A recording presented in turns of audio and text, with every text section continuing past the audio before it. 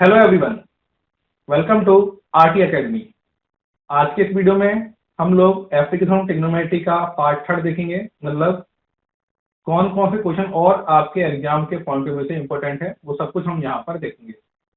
इससे पहले दो जो वीडियो आपके लिए बनाए थे तो उसमें मैंने आपको जो भी बेसिक क्वेश्चन है ट्रिग्नोमेट्री के, एप्लीकेशन ऑफ ट्रिग्नोमेट्री के, वो मैंने आपको बता दिए हैं। तो वो वीडियो आप जरूर देख लें, क्योंकि अगर आप वो नहीं देखेंगे तो आपको ये जो वीडियो देखने में थोड़ा आपको प्रॉब्लम होगी, समझने में थोड़ी आपको दिक्कत आएगी। तो पहले अगर आप उसे देख लेंगे तो आपको काफी इजी रहेगा। ओके, एंड ये काफी इजी एक्सरसाइज है, तो आप इसे ध्यान रखें। तो सबसे पहले हम एक बार थोड़ा रिवीजन कर लेते हैं, लास्ट टाइम हमने क्या देखा था वो देखिए। चलिए क्या करते हैं हम लोग। लास्ट टाइम यहाँ पे जो क्वेश्चन देखा था, ये क्वेश्चन मैंने आपको यहाँ पे फिनिश किया था। The angle of elevation of top of a vertical tower from a point of the ground 60 degree, find another point 40 metre vertical about the initial point. ठीक है, ये चीज मैंने यहाँ पर देखी थी। तो ये सारी चीजें आप लोग एक बार इसको देख लीजिएगा एंड आपको समझ में आएगा। एंड हमने ये कोटेशन देखी थी यहाँ पर, काफी अच्छी थी ये कोर्स देखा था आपका ये। ओके, अब हम नेक्स्ट चीज देखते हैं, एप्लीकेशन ट्रिग्नोमेट्री। अब यहाँ पर एक ये दो चार आपके सामने वर्ड है, मुझे समझो। नो मोर जीरो डे, आपको डेली अपने लिए टारगेट सेट करना है और उस टारगेट को अचीव करना है। इसका मतलब ये है कि आज मुझे ये अचीव करना है। रात को जब आप सोते हैं या फिर सुबह मॉर्निंग उठते हैं, उस टाइम आप डिसाइड कर लें, छोटी डायरी बनाए, उसमें लिख लें कि आज आपको क्या करना है एंड उसको अचीव करना है हमें कैसे भी करके। तो वही आपका डेली बेसिस का टारगेट रहेगा। और टारगेट ऐसा बनाए जो थोड़ा आपके लिए फेवरेबल हो। मतलब ऐसा भी नहीं कि बहुत बड़ा टारगेट ले लिया और फिर कंप्लीट नहीं कर पाए। पहले ऐसा टारगेट लें जो आपके अचीवेबल हो, यानी कि अचीव कर सको, फिर धीरे धीरे से इंक्रीज करें। ओके, ये आपको ध्यान देना है, जिससे कि आपकी लाइफ को एक सही डायरेक्शन मिलेगी एंड आप सही वे में जा पाएंगे। जो क्वेश्चन है वो देखिए। A man on the top of light house, एक व्यक्ति है जो एक लाइट हाउस के टॉप पर है। ऑब्जर्व दैट, वहां से देखता है। ए boat coming towards the him takes 10 minutes from the angle of depression change from 30 to 60 degree. 30 to 60 degree. How much more time will he boat take reach the lighthouse? कितना time लेगी boat light house तक पहुंचने में? बहुत simple question है, लेकिन थोड़ा इसमें ट्रिकी है कि कितना टाइम पूछा है ना। अगर हम डिस्टेंस निकाल लेते हैं, हाइट निकाल देते, तो सबसे पहले हम डायग्राम देखते हैं कि क्या है डायग्राम। ये आपका लाइट हाउस है ना। यहाँ पे वो ए पर्सन बैठा हुआ है। अब उसने देखा कि कोई बोट आ रही है ना। कोई बोट आ रही है यहाँ पर, जो इस प्रतियान यहाँ पे इसने इससे पहले देखा इसको, है ना, इसी में देखा इसने। तो ये जो एंगल था ये 30 डिग्री था। मैंने आपको ये बताई थी कि अगर हमारी 30 डिग्री और 60 कौन सा पहले आएगा कौन सा बाद में आएगा, बच्चों को ये कंफ्यूजन रहता है। देखिए, जैसे भी आप इधर साइड बढ़ेंगे तो एंगल क्या होगा, बढ़ेगा, है ना। 90 डिग्री हो जाएगा ना लास्ट में जाके। तो यानी कि अगर यहाँ 30 है तो ये हो जाएगा आपके 60, हो जाएगा 60 डिग्री, है ना। एंड यहाँ पर coming towards 10 minutes from the angle. Okay, तो हमने यहाँ से यहाँ तक की इसको मान लिया y, ये मान लिया हमने x। ओके, ये h है। एंगल ऑफ डिप्रेशन की बात कर रहा था ये, तो यहाँ भी एंगल, लेकिन हम इसको इस तरीके से मान सकते हैं। ओके, तो ये पहले ये मान लेंगे, फिर इसको इस तरीके से मान लेते हैं ना।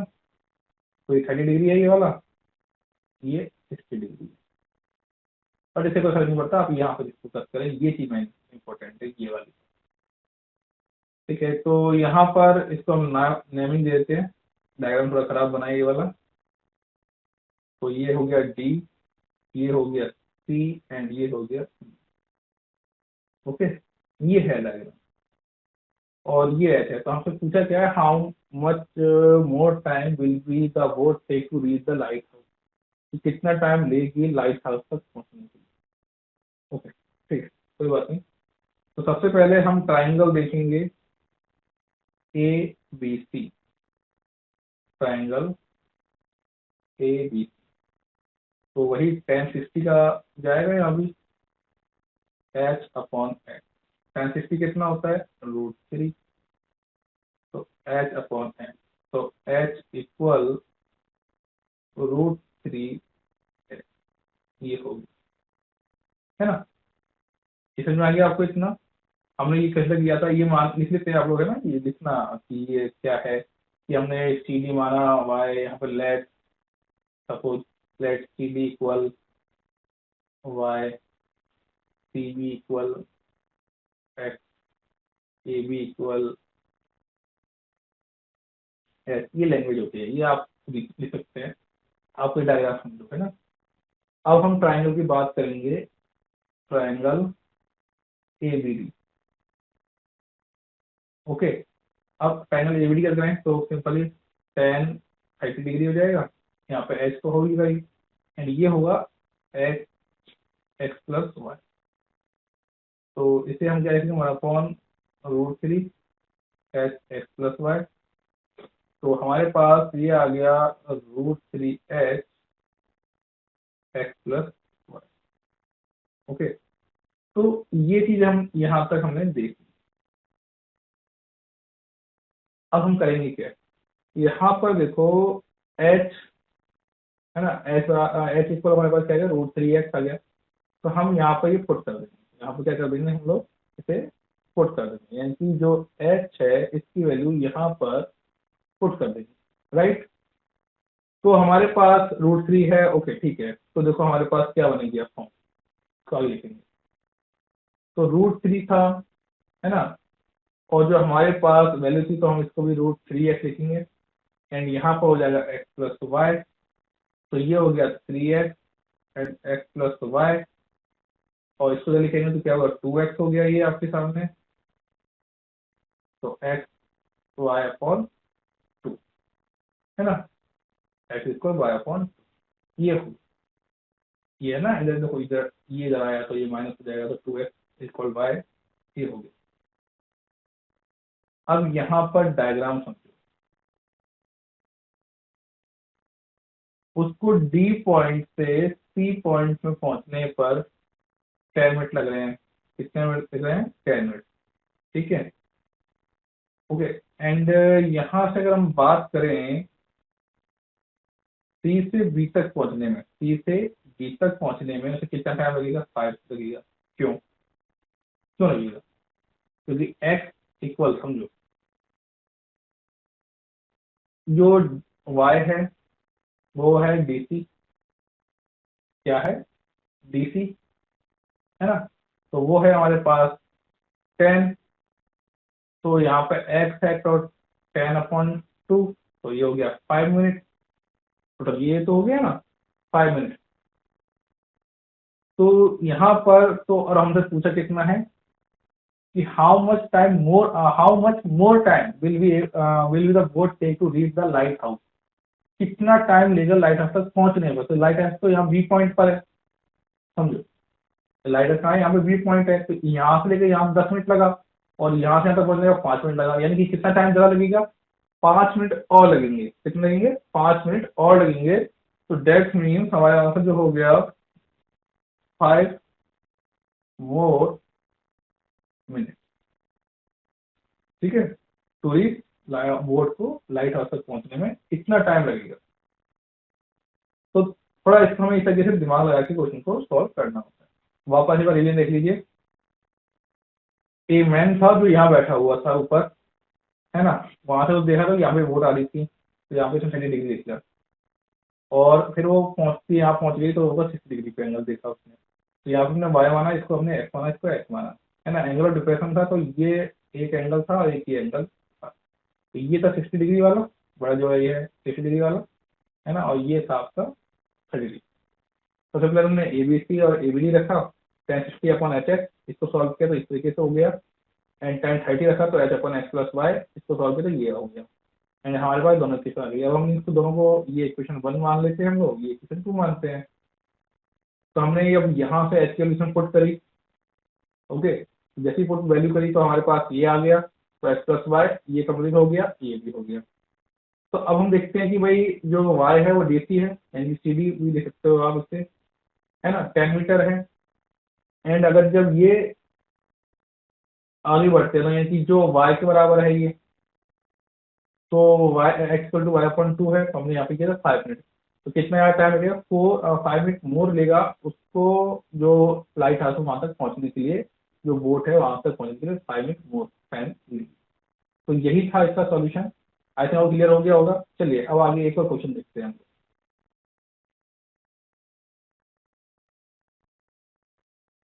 समझो, अ मैन ऑफ हाइट ए, ठीक है, man height a stand at a distance of 2a, okay, from a lamp post, okay, and the cast of shadow is 3a, on the ground. Find the height of lamp post. Okay. सबसे पहले हम यहाँ पे ये देखते हैं, ये एक लैंप पोस्ट है, ओके, ये है ना। एंड यहाँ पर अगर हम बात करें कि एक ये व्यक्ति है जिसकी हाइट है ए, क्या है ए, वो 2a डिस्टेंस पे खड़ा है, यानी कि यहाँ से यहाँ तक 2a डिस्टेंस है, ओके। एंड यहाँ पर the cast of shadow 3 on the ground, लेकिन वो यहाँ खड़ा है, लेकिन इसकी जो शैडो है वो यहाँ तक गिरती है, ये थीटा मान लिया, है ना। तो ये 3a क्या है, 3। जो a man of height a stand at distance of 2a from the lamp post, की हाइट ए है और इधर 2 डिस्टेंस होता है। Cast of shadow 3a on the ground, find the house 3। अब देखो क्या है, क्या बता रखा है यहाँ पर, ये ए है, ये 3a, इसको मैं ए मान लेता हूँ और इसको ई मान लेता हूँ, और ये हो गया डी, है ना, ये हो गया सी, और ये हो गया ए बी सी, है ना। तो ट्राइंगल सबसे पहले हम बात करते हैं, ट्राइंगल ए बी सी, है ना, ए बी सी की बात करते हैं हम लोग। तो यहाँ पे देखो, देखो cast of shadow of 3 on the ground, तो इसकी जो शेडो है वो 3 है, ये वाली, है ना, इसको हमने यहाँ पे 3 मान लिया, तो ये हो गया पूरा। तो ए बी ये मैन की, है ना। तो ये इसको हम क्या, tan theta equal to a upon 3a। 3a सिर्फ इतना है, याद रखना, पूरा नहीं है, ये इतना है, और ये 2a। तो यहाँ पर थीटा tan इक्वल टू यहाँ से ए 1/3, ये हो गया। अब हम आगे बढ़ते हैं, अब हम ए ई डी, ए ई डी, ए ई डी की बात करेंगे। ए ई डी, ए ई डी में, अब देखो ये 2a है, ये 3a है, ये 2a, तो कितना हो गया, 5a हो गया ए। तो अगर हम बात करें tan थीटा, है ना, h/5a, h/5a, and tan theta equal, हमें पता है tan थीटा इक्वल कितना है, 1/3। तो 1/3 h/5a, h/5a, तो h equal 5a/3, h equal 5a/3। और हमसे पूछा क्या गया है, हमसे चाहिए find the height of lamp post, और h हमारी हाइट ऑफ लैंप पोस्ट था। तो यानी कि height of lamp post is 5a/3, ये हमारे पास सॉल्यूशन का आ गया। तो आई थिंक आपको क्लियर हो गया होगा कि हमने क्या किया इसके अंदर। क्वेश्चन को बहुत ध्यान समझना है कि एक मैन था, हाइट स्टैंड पे खड़ा था, यहाँ पे ये मैन था, ठीक है, इसको आप समझो इस तरीके से, ये आदमी है ना, यहाँ खड़ा है, तो ये यहाँ से टू वे डिस्टेंस उठाता है यहाँ तक, मतलब ये लैम्प पोस्ट था, ये लट्टू लगा लो, वो देखिए ना मूवी बर्फ ही उसमें उड़ गया था, ये वो वाली बात है, तो लट्टू लगा दिया हमने। तो ये यहाँ से यहाँ तक का जो ये था, है ना, तो यहाँ पर इसकी शायद टू ए, एंड यहाँ पर ये थ्री ए था, है ना, ये पूरी साइड उसकी लगा दी हमने। तो इस तरीके से ये पूरा हमने क्वेश्चन इसको बना। आई थिंक अभी समझ में आ गया होगा हमने क्या किया है। ओके, चलिए लास्ट क्वेश्चन एक और कर लेते हैं आपको समझाने के लिए। ध्यान, एंगुलर डिप्रेशन हो गया है, सारे हो गए हैं, तो एक क्वेश्चन और करते हैं फिर आपको समझ में आएगा कि हमें क्या करना है। तो यहाँ समझो, from a point on A bridge across a river, from a point on a bridge across a river, the angle of depression of the bank on opposite side of river respectively, if the bridge is height 3 metre. देखो क्या है, ये समझो इस तरीके से, ये bridge है, किन नदी आ रही है। ओके, तो ब्रिज इस तरीके से होता है, पता हो तो,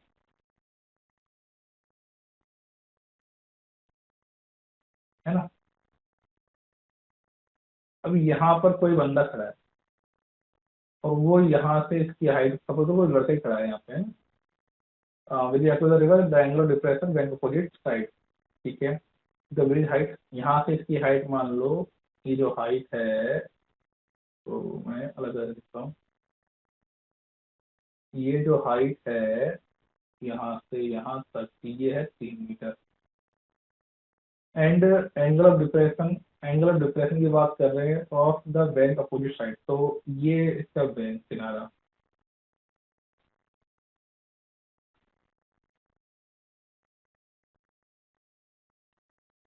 ये इसका किनारा हो गया, ये, है ना। तो ये कह रहे हैं कि ये इसका एंगल ऑफ डिप्रेशन एक्चुअली बस बात कर लेते हैं। तो ये 30 है एंड ये 45 है, यानी कि छोटा, ये थोड़ा पास में आएगा ना। तो ये अल्टरनेट एंगल हो गया, तो ये हो गया 45